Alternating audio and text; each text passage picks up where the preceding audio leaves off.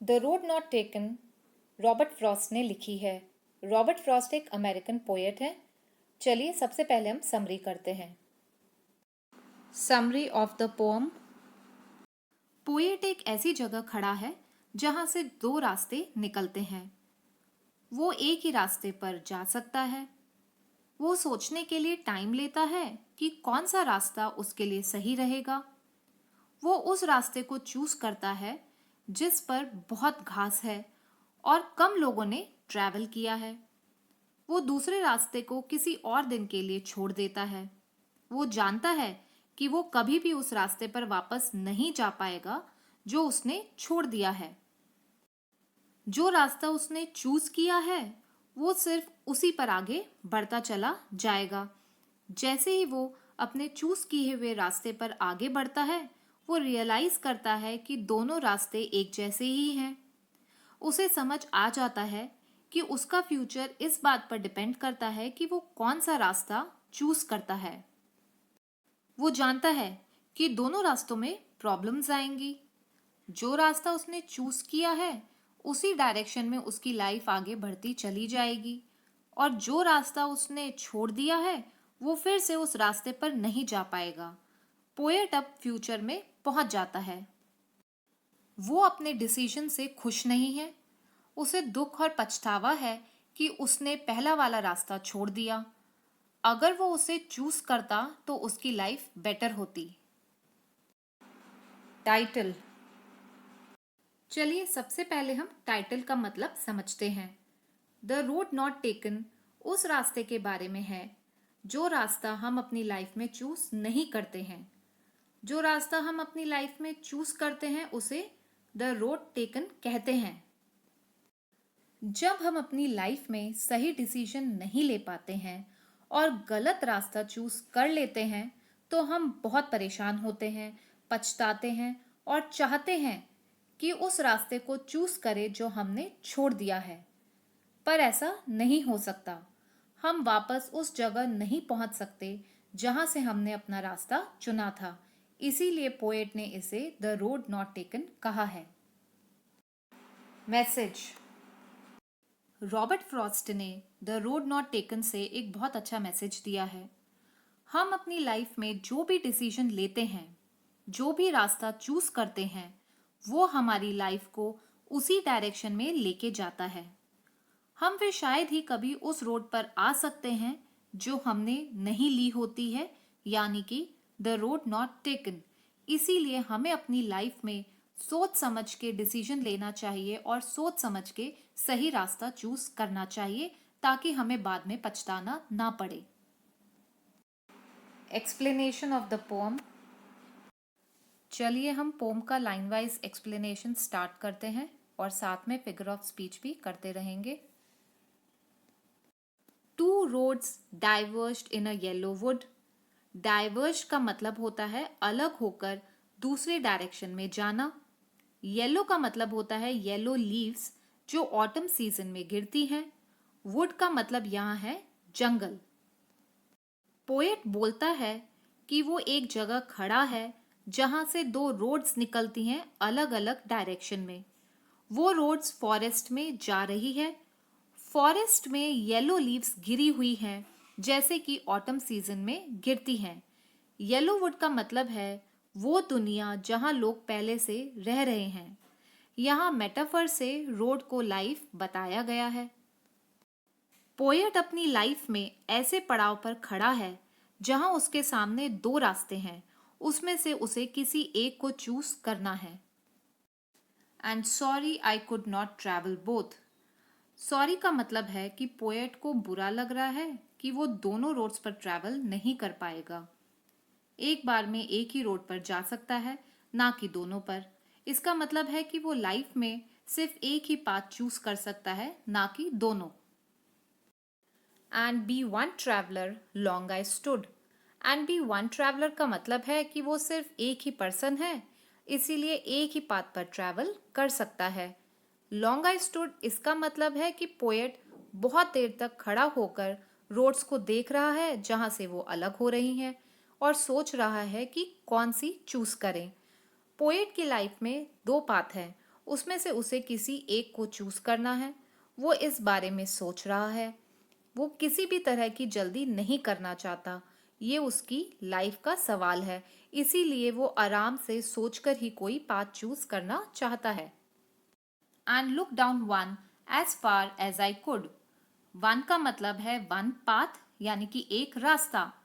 वो एक रास्ते को खड़े होकर देखे जा रहा है जहां तक वो रास्ता उसे नजर आ रहा है। As far as I could मतलब जहां तक वो देख सकता है वहां तक वो उस रास्ते को देख रहा है। To where it bent in the undergrowth. Undergrowth का मतलब है छोटा सा जंगल। वो रास्ता आगे जाके जंगल में मुड़ जाता है, यानी कि पोएट उस रास्ते को वहां तक देख सकता है जहां तक वो जंगल में मुड़ा नहीं है। उसके बाद वो उसे देख नहीं पाता। ऐसे ही हमें अपनी लाइफ में चॉइसेस मिलती हैं और हम उनमें से किसी एक को ही चूज कर पाते हैं। पर हमें अच्छे से सोच समझकर टाइम लगाकर डिसाइड करना चाहिए कि हम कौन सा पाथ चूज करें। वो पाथ कहाँ तक ले जा सकता है, उतनी दूर तक हमारी सोच होनी चाहिए ताकि हम सही डिसीजन ले पाएं। Then took the other just as fair. Other का मतलब है दूसरा रास्ता। देन टुक द अदर का मतलब कि पोएट ने फिर दूसरा रास्ता देखा और उस रास्ते पर चलने लगा। मतलब कि उसने पहला वाला रास्ता जो अंडरग्रोथ में मुड़ गया था उसे छोड़ दिया। जस्ट एज फेयर का मतलब है कि दोनों रास्ते अच्छे हैं। ये नहीं कि जो पहला रास्ता है वो ज्यादा अच्छा है या दूसरा रास्ता जो उसने चूज किया है वो ज्यादा अच्छा है। दोनों रास्ते ही इक्वली अच्छे हैं। And having perhaps the better claim.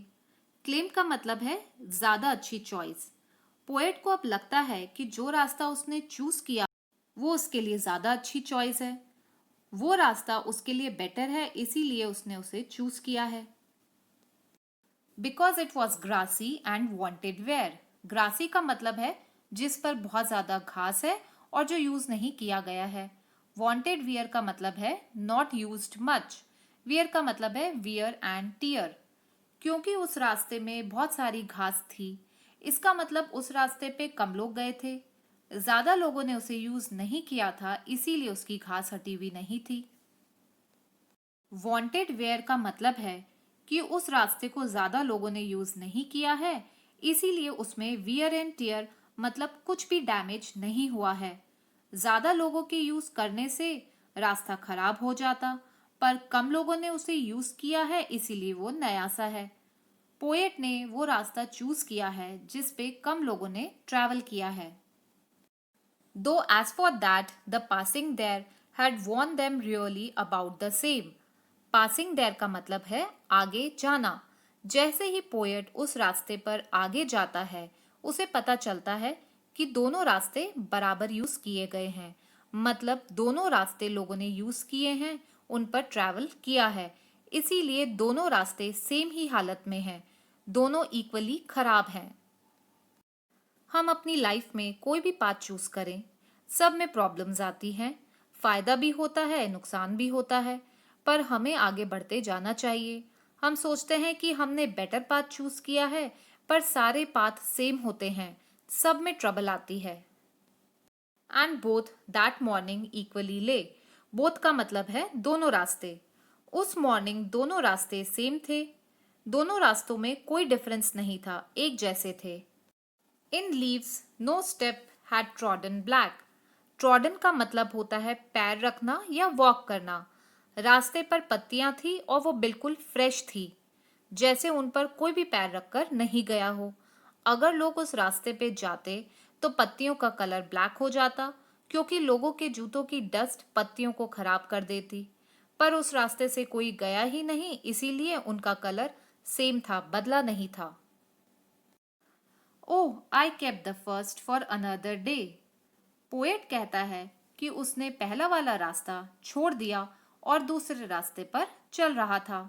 उसने सोचा कि कभी मौका मिलेगा तो वो पहले वाले रास्ते पर जाएगा, इसीलिए उसने पहले वाले रास्ते पर चलना किसी और दिन के लिए छोड़ दिया था। Yet knowing how way Leeds on two way. वो जानता था कि जिस रास्ते पर वो जा रहा है उस रास्ते में और रास्ते निकलेंगे और वो आगे बढ़ता चला जाएगा। I doubted if I should ever come back. Poet को पता था कि जिस रास्ते पर वो जा रहा है उससे वो आगे आगे बढ़ता चला जाएगा और फिर से पहले वाले रास्ते पर जो उसने छोड़ दिया है वापस नहीं आ पाएगा। मतलब अगर हम अपनी लाइफ में दो में से कोई एक पाथ चूज कर लेते हैं तो हम उस पाथ पर आगे ही बढ़ते हैं। हम कभी भी वापस उस पाथ पर नहीं आ सकते हैं जो हम छोड़ चुके हैं। इसीलिए हमें अपनी लाइफ में बहुत सोच समझ के पाथ चूज करना चाहिए। I shall be telling this with a sigh, somewhere ages and ages hence. sigh का मतलब होता है गहरी सांस लेना, hence का मतलब होता है फ्यूचर में। पोएट जब फ्यूचर में होगा तो वो गहरी सांस लेकर मतलब कि पछताते हुए ये बता रहा होगा, two roads diverged in a wood and I, मतलब कि फॉरेस्ट में दो रोड्स दो रास्ते जा रहे थे, यानी कि पोएट की लाइफ में दो चॉइसेस थी। I took the one less travelled by, और पोएट ने उस रास्ते को चूज किया जिस पर कम लोगों ने ट्रैवल किया था। मतलब उसने उस चॉइस को चुना जो कम लोग ही चुनते हैं। And that has made all the difference, और उस रास्ते को चूज करने से ही उसका फ्यूचर डिफरेंट हो गया।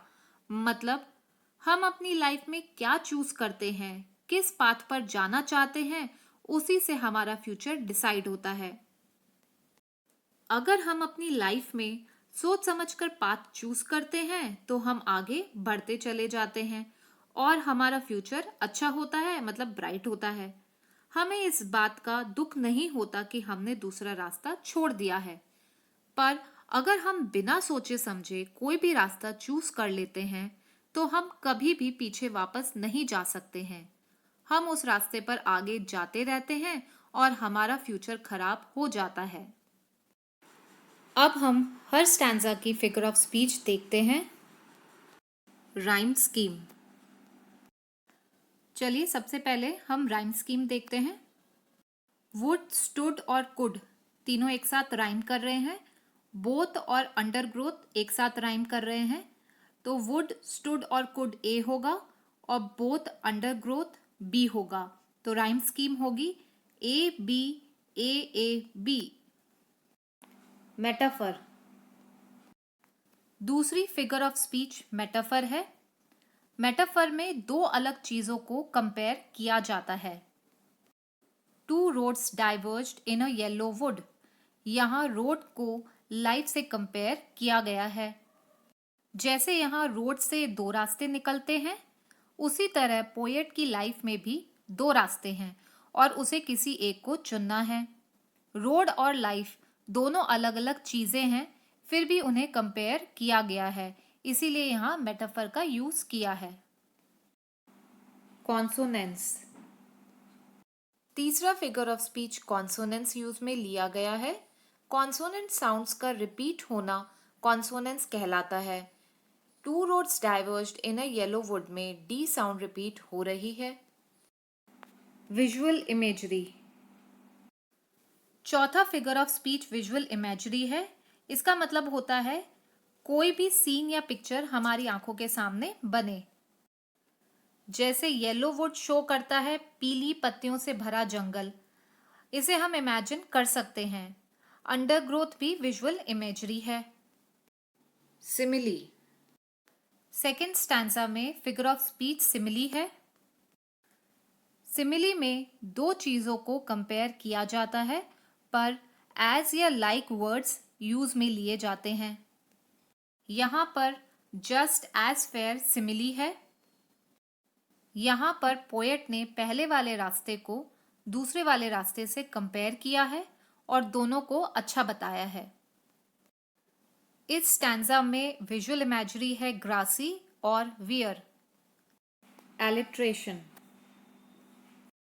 यहाँ फिगर ऑफ स्पीच एलिट्रेशन का यूज किया गया है।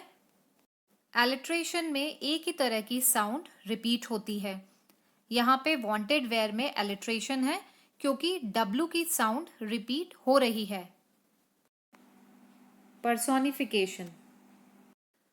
Because it was grassy and wanted wear में पर्सोनिफिकेशन यूज किया गया है। पर्सोनिफिकेशन एक फिगर ऑफ स्पीच है। पर्सोनिफिकेशन में एक नॉन लिविंग थिंग में ह्यूमन क्वालिटीज शो की जाती है। यहाँ पे जो रास्ता है वो ग्रासी है और उसे वियर एंड टियर की जरूरत है। पर एक रास्ता कोई भी डैमेज या वियर एंड टियर का डिमांड नहीं कर सकता क्योंकि वो एक नॉन लिविंग थिंग है। इसीलिए यहाँ पर रास्ते को पर्सोनिफाई किया गया है। थर्ड स्टैंजा में मॉर्निंग और लीव से हमें विजुअल इमेजरी का पता चलता है। यहाँ पर एलिट्रेशन यूज किया गया है। Oh I kept the first for another day. यहाँ पर जो फर्स्ट फॉर है वहाँ एफ की साउंड रिपीट हो रही है, इसीलिए यहाँ एलिट्रेशन है। रिपीटिशन। लास्ट स्टैंजा में फिगर ऑफ स्पीच जो यूज में ली गई है वो है रिपीटिशन। रिपीटिशन का मतलब होता है कोई भी वर्ड या सेंटेंस बार बार रिपीट होना। एजेस एंड एजेस में रिपीटिशन यूज किया गया है क्योंकि एजेस वर्ड बार बार रिपीट हो रहा है। Two roads diverged in a wood में भी रिपीटिशन है क्योंकि फर्स्ट स्टैंजा में भी यही लाइन लिखी गई है।